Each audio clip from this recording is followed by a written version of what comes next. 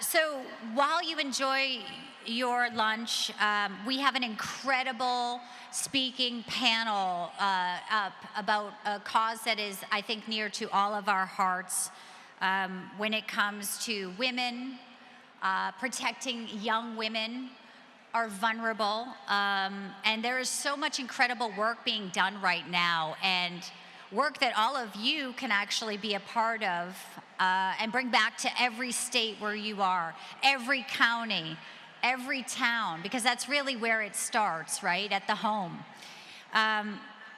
So please, the moderator of this panel is an incredible woman, Tanya Shellnut.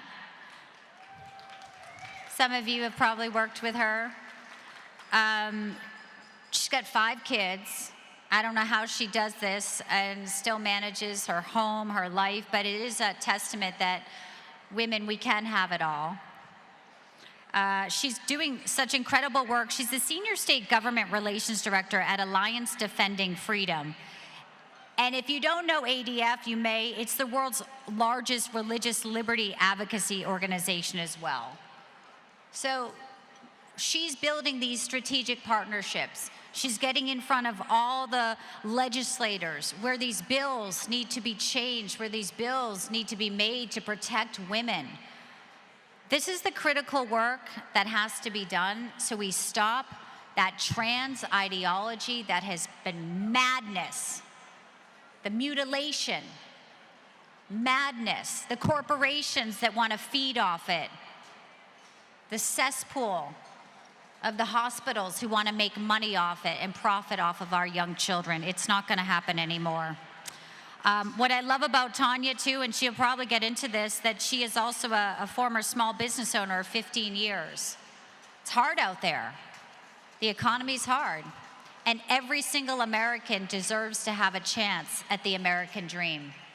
And fighting for that also includes inspiring young women to start their businesses as well and become entrepreneurs, because we know the middle class is the backbone of American exceptionalism. So without further ado, I would love to introduce Tanya up here to the stage and her incredible group, and I hope you enjoy it. I certainly know you will.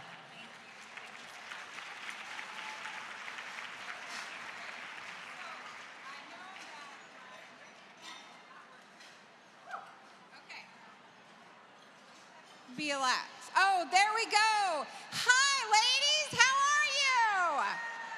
All right.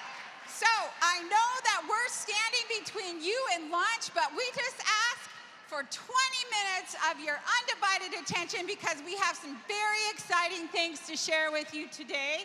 And we're so pleased to be with you. I want to share with you my 2 exciting guests that I have with me. The star of the show here is in the middle. This is Representative Carrie Seekins-Crow from Montana. So give her a warm welcome. Coming all the way here to Florida. And then the brains of the bunch is ADF Senior Legal Counsel, Sarah Beth Nolan, from the great state of, well, she's from Alabama, but lives in Georgia. So I can't say Roll Tide because she's an Auburn girl. So, well, let's get started with our panel, ladies. Do you all know that last election cycle, $165 million was spent to talk about protecting women and girls in sports and private spaces?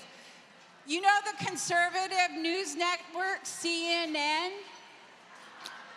They dubbed this as the sleeper issue of 2024. How many of you in here were smarter than CNN and knew that this women's privacy issue was an issue before 2024? Let me see your hands. Oh my gosh, there's some of you that are not smarter than CNN. Well, you're going to get educated today, and we're going to teach you all about it. So I want to share with you a couple things.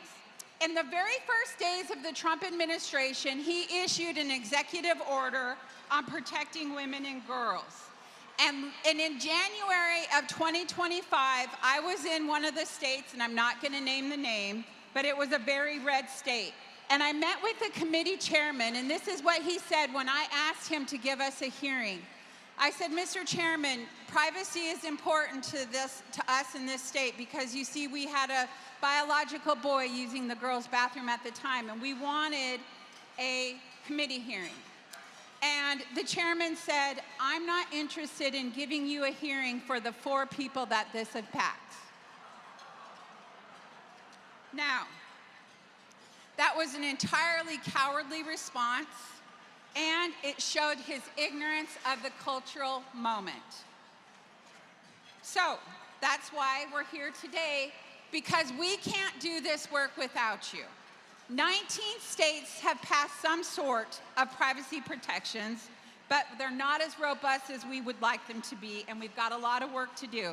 So Sarah Beth, I want to turn to you, and I want you to share with all of these ladies a couple reasons as to why we need to have these protections, and maybe share a story or 2 of our clients. Absolutely. Slight delay. There we go. Absolutely. We have had so many clients come to us from a variety of different spaces that have dealt with this issue, and so it is even more pervasive than I think that we originally expected. One of our clients, Sherry, she is an incredible woman. She has dedicated her life to running a domestic violence shelter for women. And the Hope Center is in a very rural area. There's nothing else quite like it in the community. And she has fought not once, not twice, but 3 different times, men approaching their shelter, claiming to be women, and wanted to be admitted into the women's sleeping spaces, where all of these women sleep just at arm's length apart. And so Sherry has decided to take a stand, and we have been helping her in her fight for truth. And the statistics show that many of you in this room maybe relate to Sherry's work and know how important it is that we protect those spaces for these vulnerable women. We also have clients that are going forth on behalf of their daughters who have dealt with this issue in their locker rooms. One of our families, the Cross family, her dad decided that this needed to go a step further when his daughter comes home and finally admits to her dad that she's been terribly sexually harassed in her locker room, to the point where she was so embarrassed to tell her parents that she asked her dad if she could write those things down because she couldn't bring herself to say them out loud. We have another family, the Wales family, and their daughter, 13, goes off on her first trip away from home to Washington, D.C., and their first night stop on the way to D.C. for this field trip, she finds out, but notes to her parents, that she's been assigned a bed with a male. And that when she goes to the school administrators and quietly lets them know that she's uncomfortable with sleeping beside a boy, they told her that she should quiet down and that this would hurt feelings, and so she shouldn't make a scene. And so we are representing so many families and so many women and young girls who have decided to have the courage to step forward with their futures on the line, to brace the media on this issue. And so we're encouraging states that see this as a problem to go big or go home when it comes to legislation. They can protect young girls, yes. And they can protect us in our private spaces, restrooms, locker rooms, sleeping accommodations. But this is not just a school issue. It is for our domestic violence shelters. It's for our public buildings and also our prisons. We now know that California implemented a policy allowing men to transfer into women's facilities. And after 2 years, the Solicitor General's office issued a report on how that policy was going. And I'm sure that you can guess how that policy went. In 2 years, they had almost 400 transfer requests, and 55% of women reported a problem. And what we now know is that statistics show that almost half of transfer requests across the nation for men wanting to transfer into the women's facilities are currently serving for sex offenses against women.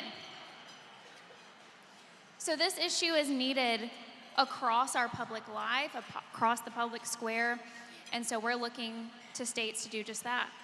Thank you, Sarah Beth. I want to now turn to the champion of this cause, not just in Montana, but across the nation. Carrie, I want you to share with our audience, because ladies, I want you to just be quiet for a minute and listen to this story, because it's very important to understand. Carrie, I want you to share with the women why you chose to take up the mantle and work to pass this bill.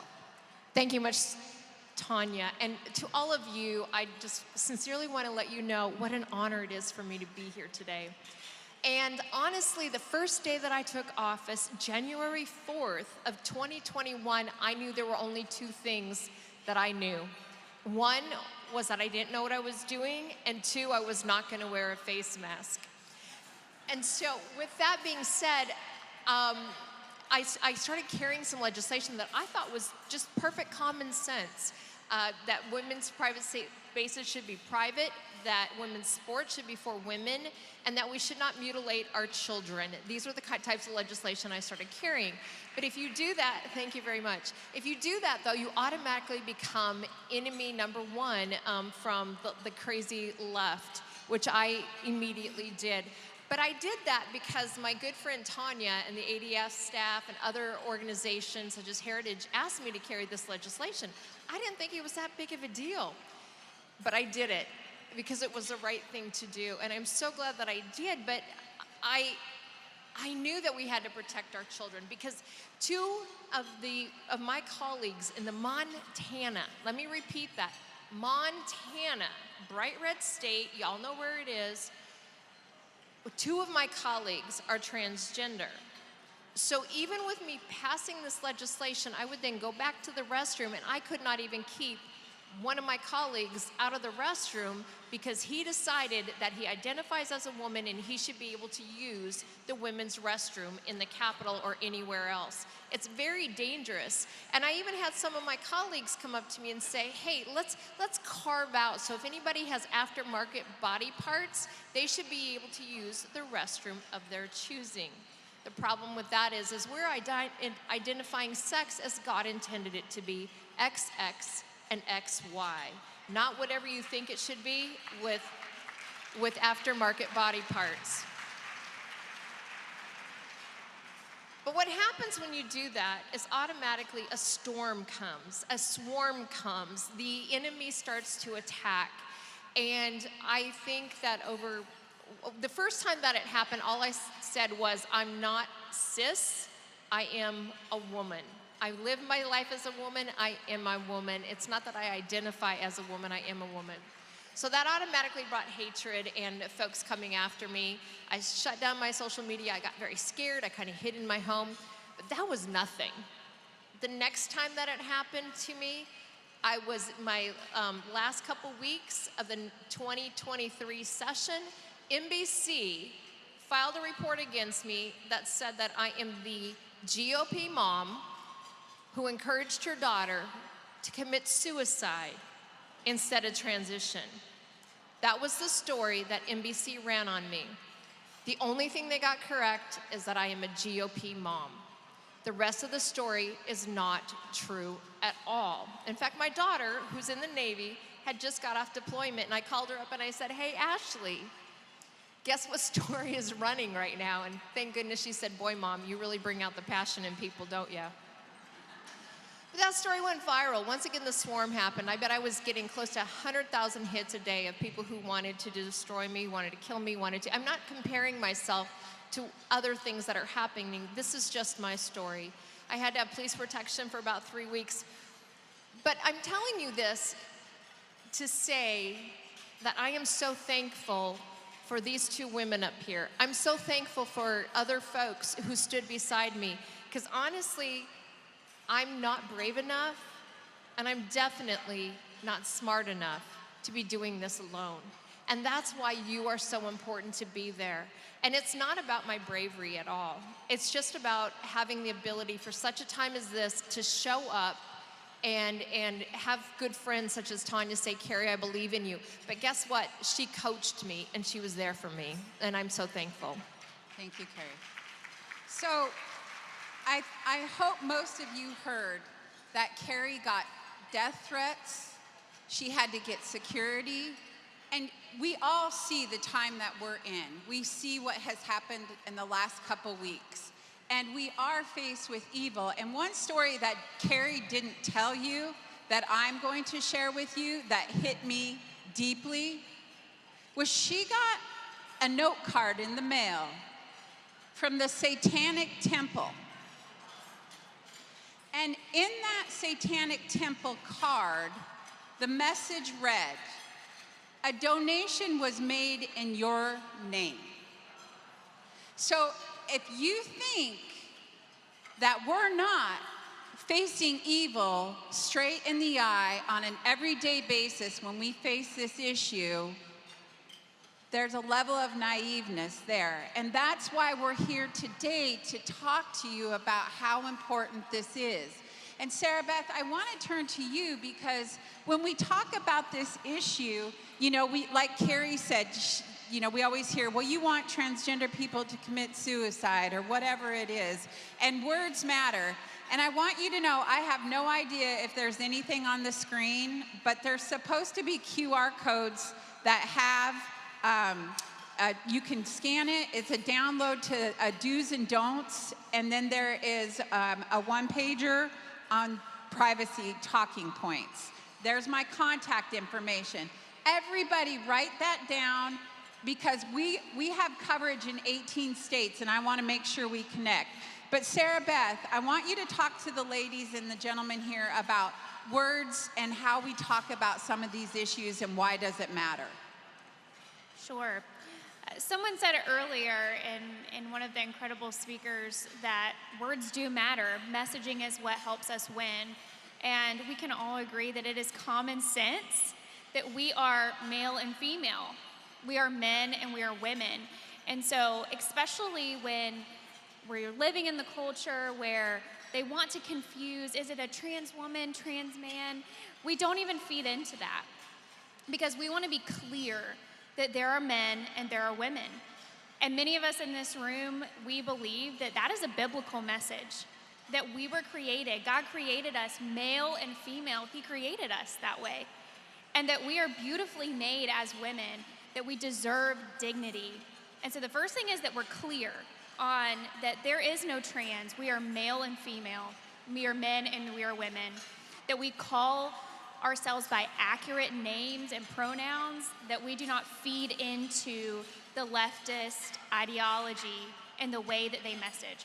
The second thing when we talk about this issue is that it's really not about them. It is about making sure that our young girls have dignity where they are most vulnerable. I do not know a parent on the planet that would look at their daughter and tell her, even though it makes you uncomfortable, you have to expose yourself against your will to a man. And that you need to be exposed to him against your will. And this is just the world that we live in. And so we need to make it about, this is important for women. This is important for our young girls, that they go to school and get their education without fear, that they are able to participate in life. This affects all three of us too on the stage as we go to state capitals and work in public buildings, that we do not have to testify in these very heated committees and then be followed into the restroom by men and compromised in that way. And so we want to make the focus women and young girls, that we all deserve dignity, that we all deserve respect, and that our states believe that that value is true, and that we put that forth. Thank you, Sarah Beth. How many of you ladies here have legislative days in your states? Yeah, that is awesome. So I want to talk to you a little bit about that as we wrap up with our last question. And this question is to you, Carrie. I want you to talk to us a little bit about strategy and what can you tell the ladies here today when they're speaking with their lawmakers and how to be really effective? Oh, what a great question. I have to tell you, when I go into a committee, it really looks like the Star Wars bar scene behind me. That's what that looks like. And it's kind of crazy, and it's often very intimidating because they will line up 100 people, maybe, to get out there and spread the message. And it's very emotional, and it's very personal, and it's one-on-one. But what's very important for us as legislators is for us to, number one, have the strategy where we know that you're behind us. We know that you support us, because we do know that, but for you to reach out and show your support is to show up to the committees, even if you don't testify in the committees, and every state is different. We hear every single person who wants to testify for or against a bill. So some of our testimony can be the same, but also strategize. Make sure that when you're giving testimony that you have talked to your colleagues and you're not saying the same thing over and over. A lot of times testimony will be condensed. You may have 1 minute or you may have 2 minutes. It's not going to be forever. So make sure that your testimony is complete but to the point, and that you have strategized with your colleagues as you're helping out in committee. The other thing I want you to realize when you're helping out those legislators is that they are also scared. I remember the first time that I had to carry one of these tough bills, frightened to death. And so prayer, encouragement, understanding that they're not perfect either. And so always be solidly as a solid teammate as we go forward with these types of things. And so that's what I think is really important. That's great. I want to tell you guys a really great story about this and about a strategy that was employed in the great state of South Carolina. Where are my South Carolina girls? Yeah. Okay, so we were working to try and pass the women's sports bill, and the 6 Republicans killed it and didn't vote it out of committee. So we came back the next year, and we got it through the House, and we were over at the Senate, and then we had a problem chairman over there. And so all of the ladies wore their red coats, okay? And we took them in the committee room, and we sat them right up front so all the chairmen could see them. And they were like scared to death of the red coats. And so as they were getting ready to take the vote, one of the gentlemen who was our problem child said, "Oh, I think we should vote to carry this over." And the other committeemen looked out at the red sea of coats and said, "No, we better take the vote now." And guess what? We got that women's sports bill across the finish line because of all of you. And so I want to encourage you today to do the same thing. We are working on women's privacy in multiple states. If you didn't get my contact information, come see me. We need you at the Capitol to sit in those committee rooms with your red coats. You don't have to say a word. Like Byron Donalds was talking about, or whoever it was, I think it was him, about saying he had to be here because the Miss Florida lady was bossy and telling him he needed to be here. It's the same thing. They're scared of you guys in a good way. And so I want to encourage you today to make sure that we collaborate with you. As I said, we have over 18 states covered. I can connect you with someone to help you in your state. But for the meantime, just know that you're instrumental in this. We appreciate you guys so much. And would you give our panelists a warm round of applause?